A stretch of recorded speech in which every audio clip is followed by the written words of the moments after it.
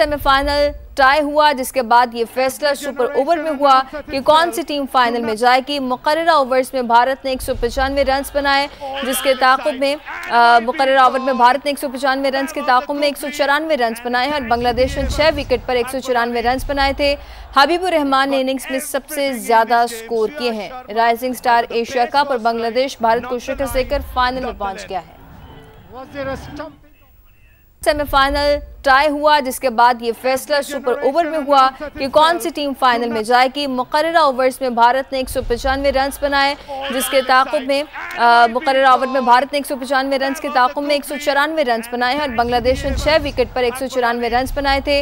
हबीबुर रहमान ने इनिंग्स में सबसे ज्यादा स्कोर किए हैं। राइजिंग स्टार एशिया कप और बांग्लादेश भारत को शिकस्त देकर फाइनल में पहुंच गया है। Welcome back. अब आपको बताएं कि फैसलाबाद के इलाके मलिकपुर में फैक्ट्री में गैस लीकेज धमाका, जाँ बहक अफराद की तादाद 20 हो गई है।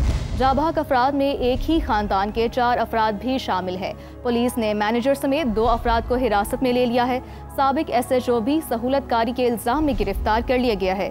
मालिक की गिरफ्तारी के लिए छापे मारे जा रहे हैं। ग्लू बनाने वाली फैक्ट्री में केमिकल्स मिलाते हुए गैस लीक हुई, जिससे धमाका हुआ। वाक़े की इब्तदाई तहकीकाती रिपोर्ट मुकम्मल कर ली गई है। रिपोर्ट के मुताबिक फैक्ट्री में 150 के करीब ड्रम मौजूद थे, जिनमें आग लगी।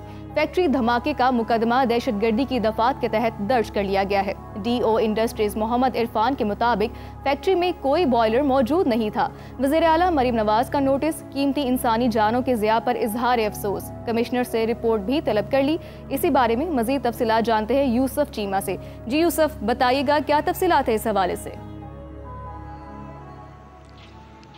देखिए, बिल्कुल तमाम अफसोसनाक वाक़े के ऊपर जो है ये तमाम डेवलपमेंट्स हो चुकी हुई हैं। लाशें जो थीं वो तमाम की तमाम लाशें एलाइड अस्पताल की मॉर्चरी के अंदर थीं और वहाँ पर उनका पोस्टमार्टम जो है वो मुकम्मल हो गया और पोस्टमार्टम मुकम्मल होने के बाद लाशों को मुख्तलिफ इलाकों में रवाना किया गया, जिसमें इंजीनियर आशिक और उनके 3 बेटे जो हैं उनकी लाशें DTAP कॉलोनी में उनके बरा दी गई हैं। मलकपुर में शफीक, अहमद, अदनान, मुकद्दस इनके समेत तकरीबन 9 लोगों की लाशें जो हैं वो मलकपुर के पास जो है मलकपुर में लाई गई हैं। इसके साथ साथ फरखंदा, ईमान, जन्नत और अली हसनैन समेत तकरीबन 5 लोगों की लाशें जो है दाऊद कॉलोनी उनके आबाई घर में भिजवाई गई हैं। इसके साथ साथ फैक्ट्री के 2 मुलाजिम जो कि मौका पर जाँ बहक हो गए थे, जिनके नाम वकास और साइम हैं, उनकी लाशें जो हैं वो शमसाबाद, और इस तरह एक लाश जो है वो नामलूम है, जिसकी उम्र तकरीबन 25 साल के करीब है और वो अभी भी मॉर्चरी में मौजूद है।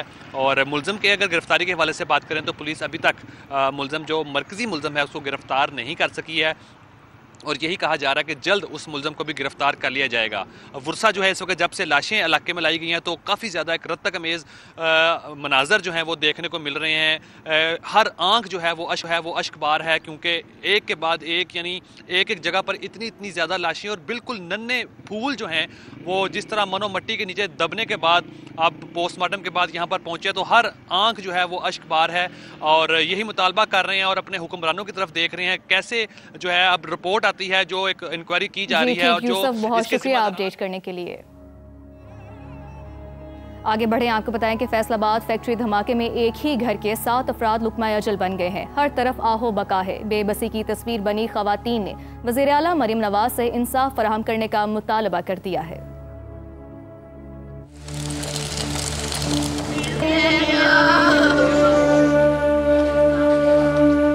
दो बेटे मेरे, एक मेरी सास, एक मेरा ससुर, एक मेरा भांजा और एक भांजी, एक बड़े भाई, 7 अफराद के हमारे।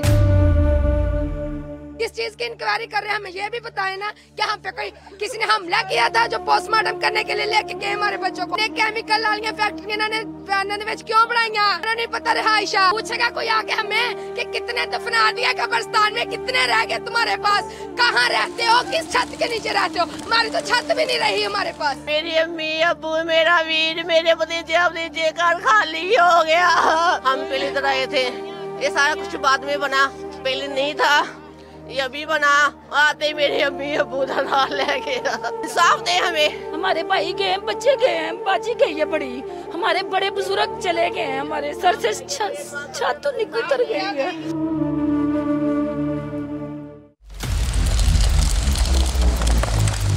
फैसलाबाद से खबर दें, जहां मलिकपुर केमिकल फैक्ट्री में आग लग गई है। रेस्क्यू ऑपरेशन जारी है। खौफनाक धमाका हुआ है जिसकी आवाज जो है दूर तक सुनाई दी गई है। जैसे जैसे वहां से डेड बॉडीज निकाली जा रही हैं, उनको बाहर अस्पताल मुंतकिल किया जा रहा है। एक बच्ची और एक आदमी जो है इस वक्त भी मलबे के नीचे मौजूद हैं, जो मिसिंग हैं। ऑपरेशन हमने सारा कंप्लीट कर लिया। पुलिस का ये कहना है कि हमने इब्तदाई तौर पर फैक्ट्री के मैनेजर और एक मुलाजिम जो है, जो ऑपरेटर, उनको हमने गिरफ्तार कर लिया। 20 अफराद जो है वो अब तक जाँ बहक हो गए हैं। 7 अफराद इस वक्त अस्पताल में दाखिल हैं, जिनमें 3 बर्न यूनिट में हैं। उनकी हालत खासी तशवीशनाक जो है वो बताई जा रही है। और अब आपको बताएं कि कराची में 57 करोड़ रुपए से बनने वाली सड़क चंद माह में खराब हो गई है। KMC गुरु मंदिर से 3 हट्टी तक 1 किलोमीटर सड़क की बहाली और बेहतरी के लिए मजीद 30 करोड़ रुपए का टेंडर भी जारी कर दिया गया है।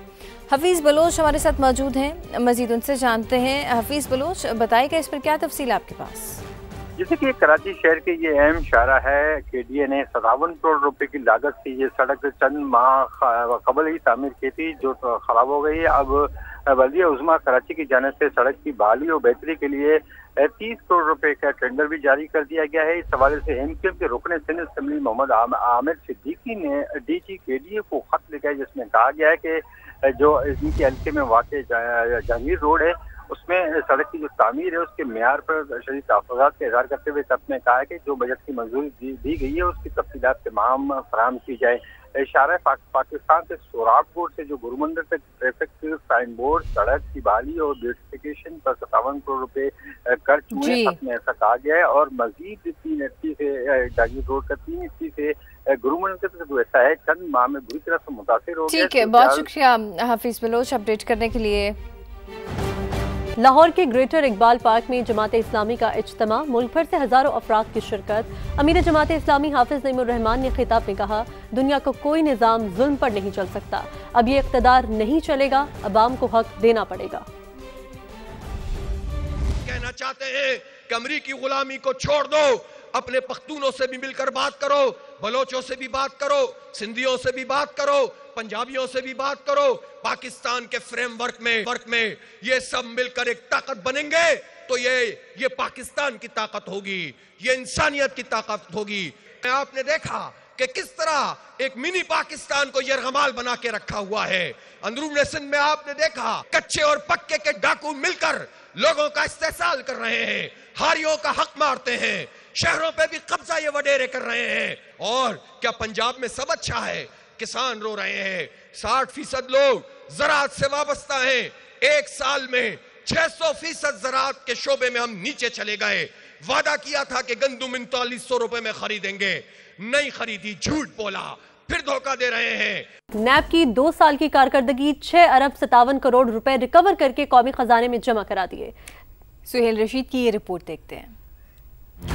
कौमी अच्छा ब्यूरो का इंसदाद बदउनवानी मिशन। गुज़श्ता 2 बरस में कैप्टन नासिर से कितनी रिकवरियाँ हुई, नैब दस्तावेज में तफसीलात सामने आ गयी। नैब के मुताबिक विफाकी हुकूमत को 4 अरब 75 करोड़ 10 लाख रुपए से जायद रकम जमा करवाई गई। पंजाब हुकूमत को 33 करोड़, सिंध को 32 करोड़, बलोचिस्तान को 50 लाख, जबकि खैबर पख्तूनख्वा हुकूमत को 4 करोड़ 10 लाख रुपए से ज्यादा की रकम लौटाई गई। दीगर इदारों को भी कैप्टन नासिर से बरामद शुदा 1 अरब 12 करोड़ 40 लाख रुपए वापस दिलवाए गए। दस्तावेज के मुताबिक नकद बरामदगी के अलावा नैब की जानिब से कब्जा माफिया से जमीनें भी वागुजार करवाई गई हैं। हाउसिंग समेत मुख्तलिफ मनसूबों में अवाम से धोखाधड़ी और फ्रॉड के जरिए बटोरे गए 124 अरब रुपए रिकवर किए गए। ये रकम 1,21,000 से ज्यादा मुतासरीन में तकसीम की गई। 2025 की तीसरी सहमाही रिपोर्ट के मुताबिक अब तक मजमूई तौर पर 1 खरब 10 अरब रुपए की बरामदगी की जा चुकी है। सुहेल रशीद, समा, इस्लामाबाद।